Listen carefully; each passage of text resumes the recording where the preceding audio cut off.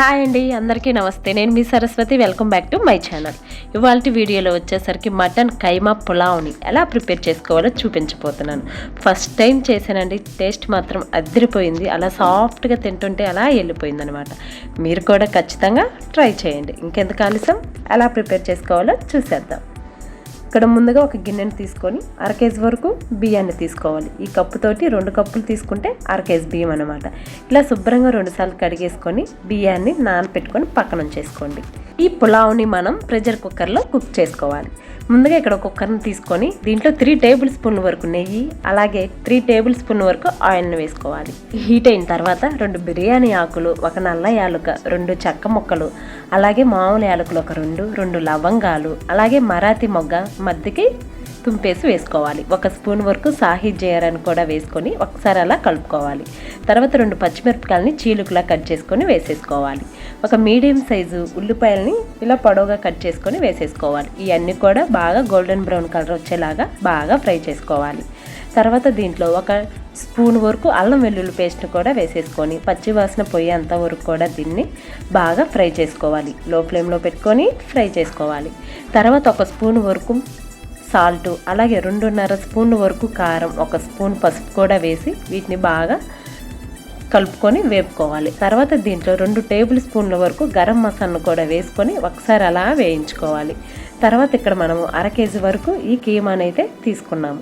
ఈ 1/2 కేజీ కీమాని కూడా తీసుకొని దీంట్లో వేసేసుకోవాలి. ఈ ముద్దలాగా ఉన్నటువంటి ఈ కీమాని సపరేట్ అయ్యేంత వరకు కూడా లో ఫ్లేమ్లో పెట్టుకొని ఇలా అంతా మనం కలుపుకుంటూ ఉండాలి. ఈ విధంగా అంతా కూడా సపరేట్ అయిపోవాలి.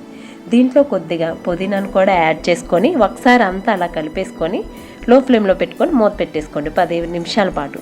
అప్పుడు దీంట్లో కొద్దిగా కుక్ అయ్యి లైట్గా వాటర్ అనేవి వస్తాయి. తర్వాత దీంట్లో 1/2 గ్లాస్ వరకు వాటర్ని యాడ్ చేసుకొని ఒకసారి అలా కలిపేసుకొని కుక్కర్ మూత పెట్టేసుకొని మీడియం ఫ్లేమ్లో 2 విజిల్స్ వరకు రానిచ్చుకోవాలి. విజిల్ పోయిన తర్వాత మనము ఏ కప్పుతో అయితే బియ్యాన్ని తీసుకున్నామో అదే కప్పుతోటి ఇక్కడ 2 కప్పులకు గాను 3 కప్పులు వాటర్ అయితే పక్కా సరిపోతుంది. ఇలా వాటర్ని పోసేసుకొని ఒకసారి అలా కలిపేసుకోవాలి. ఏమైనా ఉప్పు సరిపోతే ఇక్కడ కొద్దిగా సాల్ట్ని యాడ్ చేసుకొని తర్వాత కొద్దిగా పుదీనా, అలాగే సన్నగా కట్ చేసి పెట్టుకున్నవంటి కొద్దిగా కొత్తిమీరను కూడా యాడ్ చేసుకొని ఒకసారి అలా కలిపేసుకోవాలి. తర్వాత గంటకు పైగా నానపెట్టుకున్నవంటి నార్మల్ రైస్ని దీంట్లో వేసేసుకోవాలి.